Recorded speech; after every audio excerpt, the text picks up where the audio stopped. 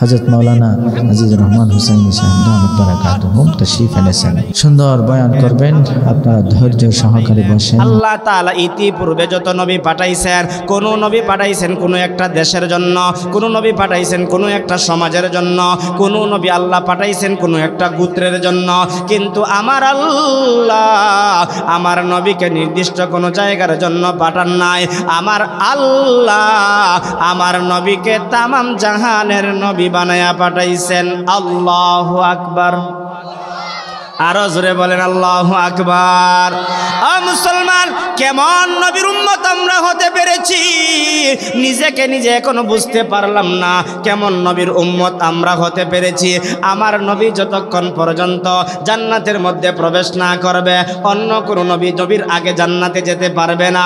কেমন নবীর উম্মত আমরা হতে পেরেছি। আমার নবীর উম্মতের আগে অন্য কোনো নবীর উম্মত জান্নাতে প্রবেশ করতে পারবে না, ঠিক কিনা? ওই নবীর কেমন সম্মান, কেমন মর্যাদা। সরকারে দো আলম নবী বলেন, আমার আল্লাহ আমার সম্মানটা এত বাড়ায়া দিয়েছেন, এত বাড়ায়া দিয়েছেন। তাওরাত কিতাবের মধ্যে আমার নবীর নাম, তাওরাত কিতাবের মধ্যে আল্লাহর নাম, জবুর কিতাবে আল্লাহর নাম, জবুর কিতাবে আমার নবীর নাম, ইনজিল কিতাবে আল্লাহর নাম, ইনজিল কিতাবে আমার নবীর নাম, কোরআনে আল্লাহর নাম, কোরআনে আমার নবীর নাম, আজানে আল্লাহর নাম, আজানে আমার নবীর নাম, একামতে আল্লাহর নাম, একামতে আমার নবীর নাম। এরকম ভাবে জান্নাতের প্রতিটা দরজায় আমার আল্লাহর নাম, জান্নাতের প্রতিটা দরজায় আমার নবীর নাম। আল্লাহু আকবার। আরো জোরে আওয়াজ দিয়া বলুন আল্লাহু আকবার। শুধু তা নয় রে মুমিন, আমার নবীর কত সম্মান। আদম সফিউল্লাহ জান্নাতের মধ্যে যখন ছিলেন, জান্নাতটা তিনি ভ্রমণ করেছেন। জান্নাতটা ভ্রমণ করে যখন দুনিয়াতে আল্লাহ পাঠায় দিলেন, দুনিয়ার মধ্যে আসার পরে জান্নাতের বর্ণনা দিতে আরম্ভ করলেন। এক পর্যায়ে তিনি একদিন বলেন, জান্নাতের মধ্যে এমন একটা গাছ দেখতে পেরেছি, যেই গাছের শাখা প্রশাখা এত প্রশস্ত, ওই গাছের মধ্যে যতটা ডালপালা আছে প্রত্যেকটা ডালপালার মধ্যে আমার আল্লাহর নাম, সাথে সাথে প্রত্যেকটা ডালপালার মধ্যে আমার নবী মুহাম্মদুর রাসূলুল্লাহর নাম মুবারক রয়েছে। জোরে জোরে আওয়াজ দিয়া বলুন না আল্লাহু আকবার। আরো জোরে আওয়াজ দিয়া বলুন আল্লাহু আকবার। ও মুসলমান, ওই নবীর উম্মত হওয়ার দ্বারা আমরা খুশি না বেজার? আরো জোরে বলেন খুশি না বেজার? চলো চলো চলো মুমিন, চলো নবীর সন্ধানে, নবী বিনে কে তোরাবে ফুলসিরাত মিজানে, ঠিক কিনা? আরো জোরে বলেন ঠিক কিনা? শুধুই নবীর উসিলাতে আসলাম মানুষ দুনিয়াতে, তিনি না হইলে আজি আসত কি কেউ ভুবনে, তিনি না হইলে আজি আসত কি কেউ ভুবনে, নবী বিনে কে তোরাবে ফুলসিরাত মিজানে। চলো চলো চলো মুমিন, চলো নবীর সন্ধানে, নবী বিনে কে তোরাবে ফুলসিরাত মিজানে। শুকর গুজার বান্দা হৌরে দুনিয়ায়, যাহার ফলে নাজ নিয়ামত বেড়ে যায়। প্রভুর শুকর আদায় যদি না কর, কঠিন আযাব হবে তোমার কবর। ও শেওড়াতলী এলাকার যুবক বৃদ্ধ বাবা, আল্লাহ পাক আমাদেরকে হাজারো হাজারো নিয়ামত দান করেছেন। কেবলমাত্র একটা নিয়ামতের শুকরিয়া আদায় করতে গিয়া যদি আল্লাহ পাকের কুদরতি পায়ে সেজদায় পড়ে থাকি, এক সেজদায় যদি কিয়ামত সংগঠিত হয়ে যায়, তথাপিও আল্লাহ পাকের একটা নিয়ামতের শুকরিয়া আদায় করেও শেষ করা সম্ভব নয়। চেয়ারম্যানের প্রশংসা করলা সামান্য ফায়দা হাসিলের জন্য, মেম্বারের প্রশংসা করলা সামান্য ফায়দা হাসিলের জন্য, এমপির প্রশংসা করলা সামান্য ফায়দা হাসিলের জন্য। তোমার মাকে মহব্বত করলা, ভালোবাসলা, তোমার মা তোমাকে খাবার দিল রান্না করে, তোমার বাবা তোমাকে উপার্জন করে খাবারের ব্যবস্থা করে দিল। আল্লাহ পাকের কেন প্রশংসা করবা? আমার আল্লাহ পাক আমাকে আপনাকে দুনিয়ার আলো বাতাস দেখার মতন শক্তি দিয়েছেন, ঠিক কিনা? আরো জোরে আওয়াজ দিয়া বলেন ঠিক কিনা? একটা মা তার সন্তানকে দুনিয়াতে মাধ্যম দ্বারা দুনিয়াতে আমাকে আপনাকে পাঠাইল, সেজন্য মাকে মায়া করি, বাবাকে মহব্বত করি, ভালোবাসি। বাবাও তার সন্তানকে মহব্বত করে ভালোবাসে। বাবা তার সন্তানের জন্য এত মহব্বত, এত ভালোবাসা। ফুটিজুরি বাজারে গেছে, বলছে 8টার সময় আসার কথা, কিন্তু আসতে আসতে দেখা যায় 9টা হয়ে গেছে। বাবা পেরেশান, আমার সন্তানটা এত লেট করতেছে কেন, এত বিলম্ব করতেছে কেন? বলুন তো দেখি, পেরেশান হওয়ার পিছনে সন্তানের মায়া কম না বেশি? আরো জোরে বলেন। ও মুসলমান, আমার আল্লাহ মায়ের চাইতে, বাবার চাইতে হাজার গুণে, লক্ষ কোটি গুণে আমাদেরকে মহব্বত করেন, আমাদেরকে ভালোবাসেন। কেমন মহব্বত করেন, কেমন ভালোবাসেন? আমার নবী সরকারে দো আলম নবী যখন মক্কা থেকে মদিনায় আসলেন, মসজিদে নববীর মধ্যে সাহাবায়ে কেরামদেরকে নসিহত করেন। এমন সময় দেখতে পাইলেন এক আল্লাহর বান্দি মহিলা, তার যেন কি একটা পেরেশান পেরেশান ভাব দেখা যায়। আল্লাহর পয়গম্বর মহিলাকে জিজ্ঞাসা করেন, ও মহিলা, তোমার কি হয়ে গেছে? তুমি কেন এরকম ভাবে পেরেশান পেরেশান ভাব? বলে, ইয়া রাসূলুল্লাহ, ইয়া হাবিবাল্লাহ, আমার একটা সন্তান হারিয়ে গেছে। সন্তানটা হারিয়ে যাওয়ার কারণে আমি আমার সন্তানের জন্য না পাওয়ার কারণে খানা বন্ধ করে দিয়েছি, পানি পান বন্ধ করে দিয়েছি। আমি মা বেকুল হয়ে গেছি, পাগল পারা হয়ে গেছি। যতক্ষণ না সন্তানকে পাবো ততক্ষণ পর্যন্ত আমি মা পানি পান করব না, আমি মা খাবার খাবো না, আমি মা রাস্তায় থেকে থেকে সন্তানের জন্য বেকুল হয়ে যাব।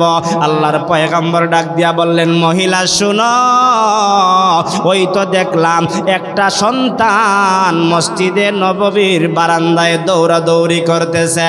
এমন কথাটা বলার পরে মা তার সন্তানটাকে তালাশের জন্য মসজিদে নববীর বারান্দার মধ্যে যখন পেয়ে গেল, মা তার সন্তানটাকে পাইয়া বুকে জড়াইল, কপালের মধ্যে চুমুকাইল, গালের মধ্যে চুমুকাইল, আর ডাক দিয়া বলল, রে সন্তান, তোকে হারাইয়া আমি মা এত বেকুল হয়ে গেছি, এত পেরেশানি হয়ে গেছি, এত বেকুল হয়ে গেছি, এত পেরেশানির মধ্যে পড়ে গেছি।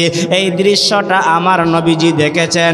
দেখার পরে পয়গম্বরে আরবি সাল্লাল্লাহু আলাইহি ওয়াসাল্লাম ডাক দিয়া বললেন, সাহাবীরা শুনো, একটা মা যদি তার সন্তানকে পাওয়ার পরে, হারানো সন্তানকে পাওয়ার পরে এত আদর আর এত আপ্যায়ন করে, এত খুশি আর এত উৎফুল্ল হয়, আমার আল্লাহ বলা বান্দা যখন আল্লাহর সন্ধানে বের হইয়া আল্লাহকে পাবে, আল্লাহকে আল্লাহ বলে ডাক দিবে, আমার আল্লাহ ওই বান্দার উপরে মা আর বাবার চাইতে লক্ষ কোটি গুণে আল্লাহ খুশি হয়ে যাবে।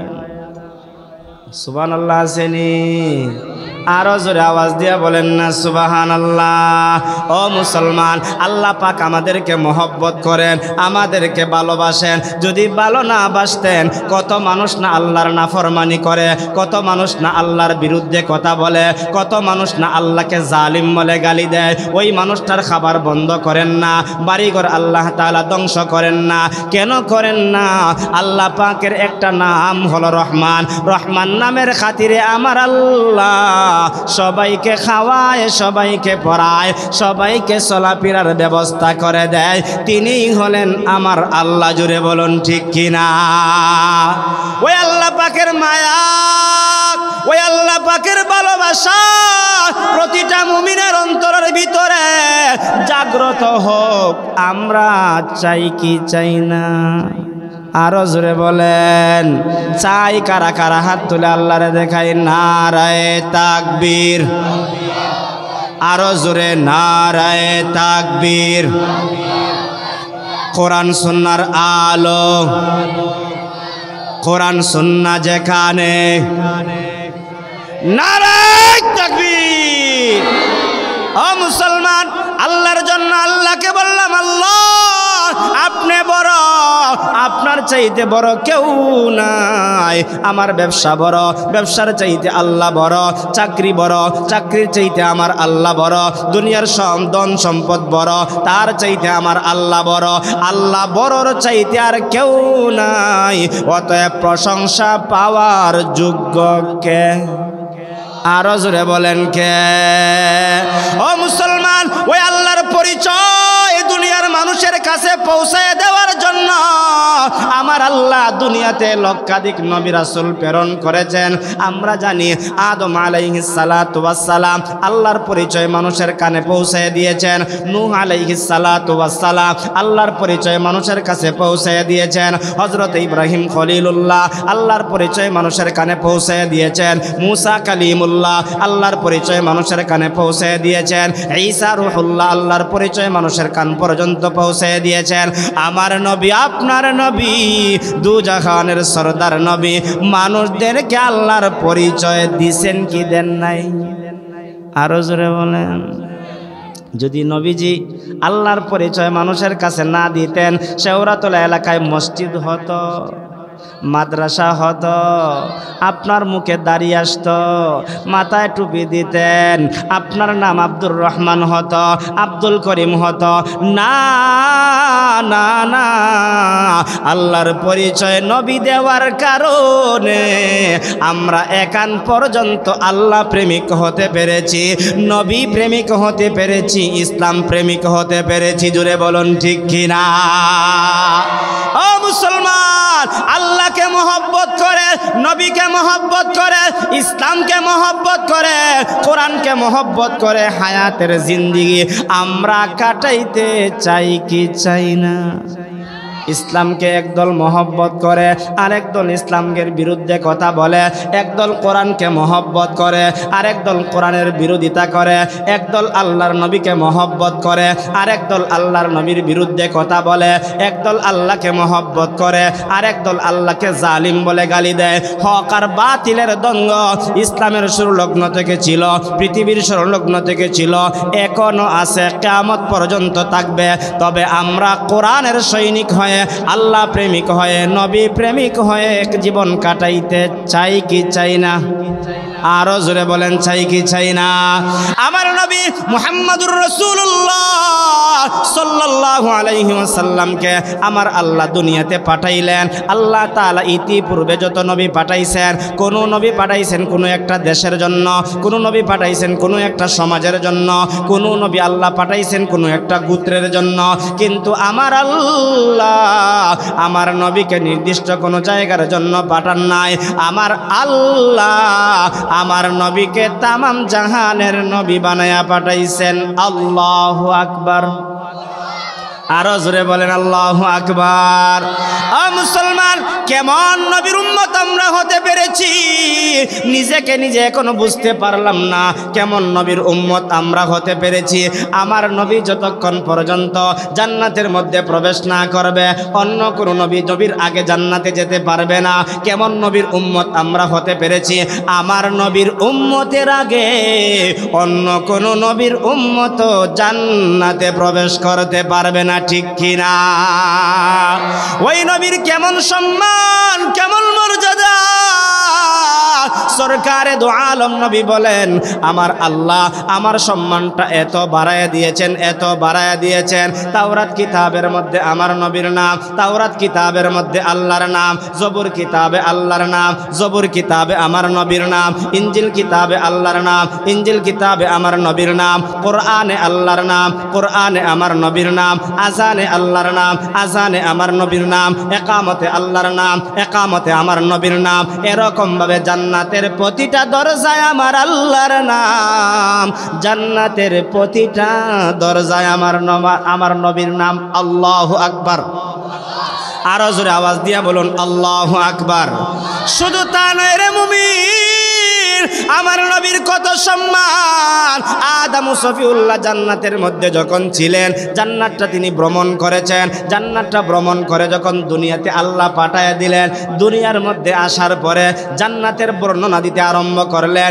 এক পর্যায়ে তিনি একদিন বলেন, জান্নাতের মধ্যে এমন একটা গাছ দেখতে পেরেছি, যেই গাছের শাখা প্রশাখা এত প্রশস্ত, ওই গাছের মধ্যে যতটা ডালপালা আছে প্রত্যেকটা ডালপালার মধ্যে আমার আল্লাহর নাম, সাথে সাথে প্রত্যেকটা ডালপালার মধ্যে আমার নবী মুহাম্মদুর রাসূলুল্লাহর নাম মুবারক রয়েছে। জোরে জোরে আওয়াজ দিয়া বলুন না আল্লাহু আকবার। আরো জোরে আওয়াজ দিয়া বলুন আল্লাহু আকবার। ও মুসলমান, ওই নবীর উম্মত হওয়ার দ্বারা আমরা খুশি না বেজার? আরো জোরে বলেন খুশি না বেজার?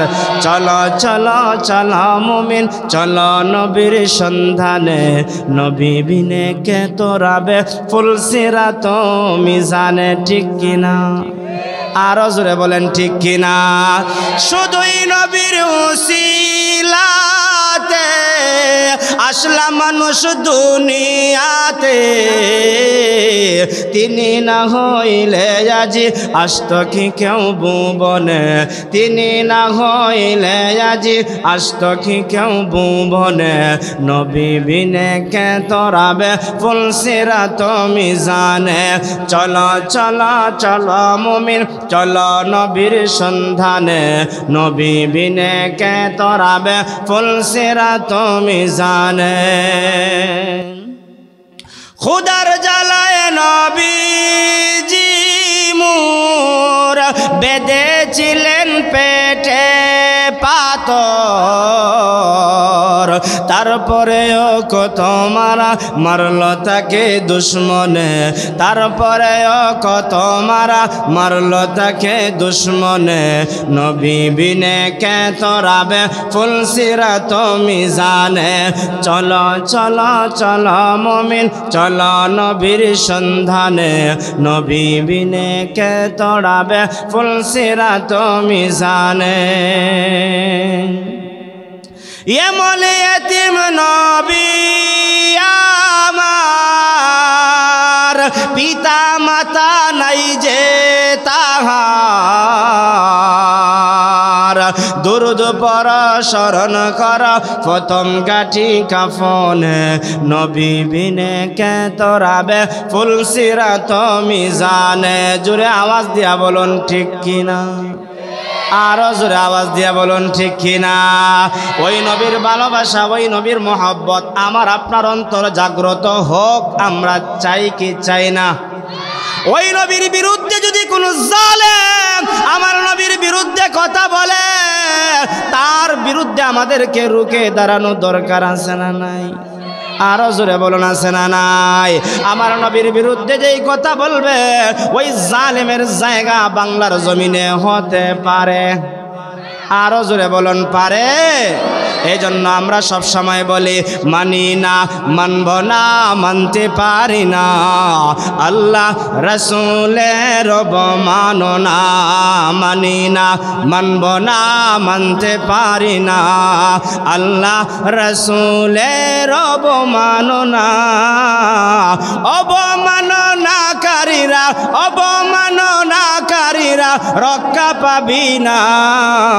মানি না, মানব না, মানতে পারি না, আল্লাহ রাসূলের অবমাননা, ঠিক কিনা?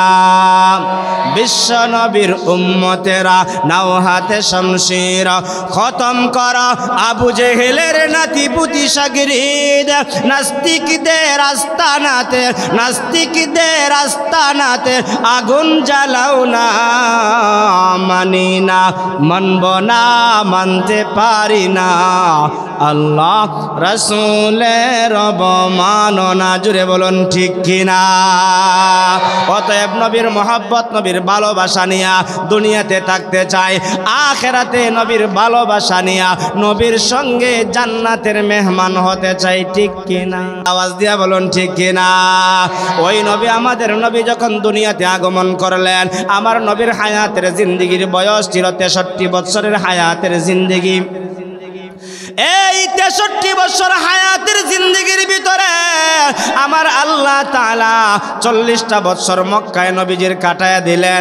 মক্কার ছোট বড়, কালো সুন্দর, ধনী গরিব সবাই নবীকে মহব্বত করে, সবাই নবীকে ভালোবাসে। শুধু তা নয়, মক্কার সবাই আল আমিন বলে, সত্যবাদী বলে উপাধি দিল। যেই দিন থেকে আমার নবী সরকারে দো আলম নবী মুহাম্মদুর রাসূলুল্লাহ সাল্লাল্লাহু আলাইহি ওয়াসাল্লাম জাবালে নূর হেরা গুহার মধ্যে আল্লাহ পাকের পক্ষ থেকে যখন নবুয়ত দেওয়া হয়ে গেল, আল্লাহর পয়গম্বর ডাক দিয়া বললেন, ও পৃথিবীর মানুষেরা, এতদিন আমার পরিচয় ছিল মুহাম্মদ বিন আব্দুল্লাহ, এই মুহূর্তে আমার পরিচয় হয়ে গেল আমি মুহাম্মদুর রাসূলুল্লাহ। আমি মুহাম্মদুর রাসূলুল্লাহর শিলমোহর লইয়া, স্বীকৃতি লইয়া আমি তোমাদেরকে কালেমার দাওয়াত দিলাম। সর্বপ্রথম হযরতে খাদিজাকে কালেমার দাওয়াত দিলেন। দিতে দেরি হযরতে খাদিজা কালেমা পড়ে মুসলমান হতে একটা মুহূর্ত দেরি করেন নাই। আল্লাহু আকবার। আরো জোরে আওয়াজ দিয়া বলুন আল্লাহু আকবার। আমার নবীজি বলেছেন, হযরতে খাদিজা গ্রহণ করে নিয়েছেন। আমার নবীজি বলেছেন, হযরতে খাদিজা গ্রহণ করে নিয়েছেন। এবার আপনাদের কাছে একটা প্রশ্ন রাখতে চাই। এলাকার মধ্যে যারা বিবাহিত আছেন, যাদের স্ত্রী আছে, মনে করেন আপনি আপনার স্ত্রীর কাছে একজন স্বামী হিসাবে আছেন, কিন্তু হঠাৎ করে আপনি ফুটিজুরি বাজার থেকে সারাদিন সময় কাটাইয়া ঘরের ভিতরে আইসা যদি বলেন, আমারে ফুটিজুরির মানুষ চেয়ারম্যান বানাইছে, স্ত্রী কি মাইনা নিবনি? জোরে কইন, কিতার লেগে নিত না? আপনার স্ত্রী জানে আপনি কত নম্বরের মুসল্লি, আপনি চেয়ারম্যান হওয়ার যোগ্য কিনা, মেম্বার হওয়ার যোগ্য কিনা, আপনার স্ত্রী জানে। জুড়ে বলেন ঠিক কিনা? মসজিদের ইমাম সাহেবরে ধোঁকা দেওয়া যায়, মসজিদের ইমাম সাহেবরে ফাঁকি দেওয়া যায়, কিন্তু ঘরের ভিতরে যে স্ত্রী আছে তারে ফাঁকি দেওয়া যায় না। ইমাম সাহেবরে বলতে পারবেন ফজরের নামাজ ঘরে পড়েছি, কিন্তু স্ত্রী যদি শুনে কইব কিতা? বলে না না, আমার স্বামী তো 7টার আগে ঘুম থেকে উঠে। আসেনি মা, এদিকে রাখা হয় না, আসেনি।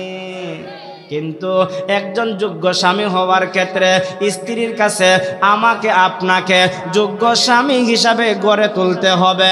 আল্লাহর পয়গম্বর একজন স্বামী ছিলেন, আর ওনার স্ত্রী ছিল হযরতে খাদিজা। হযরতে খাদিজা বললেন, আপনি যখন আমার কাছে এসে বলছেন আপনি মুহাম্মাদুর রাসূলুল্লাহর স্বীকৃতি নিয়ে এসেছেন, আমি আপনাকে প্রশ্ন করি নাই, বিনা প্রশ্নে আমার বিশ্বাস হয়ে গেছে, আমার ধারণা হয়ে গেছে আপনি আল্লাহর পয়গম্বর। সেই জন্য আমি খাদিজা কোনো প্রশ্ন করি নাই, বিনা প্রশ্নে আমি কালেমা পড়ে মুসলমান হয়ে গেছি। জোরে জোরে আওয়াজ দিয়া বলুন না সুবহানাল্লাহ। আল্লাহর নবী জিজ্ঞাসা করেন, খাদিজা আমাকে নিয়ে তোমার কি কোনো প্রশ্ন জাগলো না? হযরতে খাদিজা ডাক দিয়া বললেন, প্রাণের স্বামী আমার, কেন আমার প্রশ্ন জাগবে? আপনার যখন বয়স ছিল 25 বছর, আমি খাদিজার বয়স যখন ছিল 40 বছর, আপনার সঙ্গে বিবাহ বন্ধনে আবদ্ধ করে দেওয়া হয়। এই পর্যন্ত 15টা বছর আপনার সঙ্গে ঘর সংসার করলাম, দিন কাটাইলাম, রাত্র পোহাইলাম, সপ্তাহ গেল, মাস গেল, বৎসরের পর বৎসর গেল। ইতিপূর্বে আমি আরবের অনেক মানুষকে দেখেছি, আমি আরো 2 জন স্বামীকে অতিক্রম করে এসেছি। এমনকি ব্যবসার সুবাদে অনেকের সঙ্গে আমার একটা সম্পর্ক আছে। কত মানুষের কত লেনদেন দেখেছি, কত মানুষের কত আখলাক আর চরিত্র দেখেছি। পুরা আরবরা ঘুরে ঘুরে আমি দেখেছি, আপনার মতন আখলাকওয়ালা চরিত্রওয়ালা আমি পুরা আরবের মধ্যে আর দেখি নাই। আল্লাহু আকবার। আরো জোরে বলেন আল্লাহু আকবার। শুধু তা নয়, এরপরে আমি আপনার কাছে এমন স্পেশাল 3টা জিনিস পেয়েছি যা অন্য কারো কাছে পাই নাই। ও প্রাণের স্বামী আমার শোনেন, 1 নাম্বার হলো আপনার কাছে আমানতের খেয়ানত পাই নাই। আমানত মানুষ যা রেখেছে, আমানত পুঙ্খানুপুঙ্খানুভাবে আপনার কাছে পাওয়া গেছে। আমাদের সমাজের মধ্যে আমানত রাখলে কি আমানত পাওয়া যায়নি? আর একটু আসতে হয়, বোঝা যায় আমানত আপনাদের এলাকার ফুনকানো ভাবে পাওয়া যায়। আরে বাপ রে বাপ, মনে করেন শেওড়াতলা এলাকার একটা মানুষ, গরিব মানুষ, তার ঘরের ভিতরে 1 লক্ষ টাকা রাখার রিক্সের ব্যাপার হবে। যদি 1 লক্ষ টাকা তার ঘরের ভিতরে রাখে, যে কোনো সময় ডাকাতি হতে পারে, চুরি হতে পারে, তার টাকাটা আমানত হিসাবে এলাকার একজন মুরব্বীর কাছে রাখছে। আর রাইকা বলছে, বাতিজা তোর কাছে রাখলাম, 1 বছর পরে আমার মেয়েটা বিবাহ দিতে হবে, প্রয়োজন হবে, দরকার হবে, তখন আমার টাকাটা দিয়ে দিবে।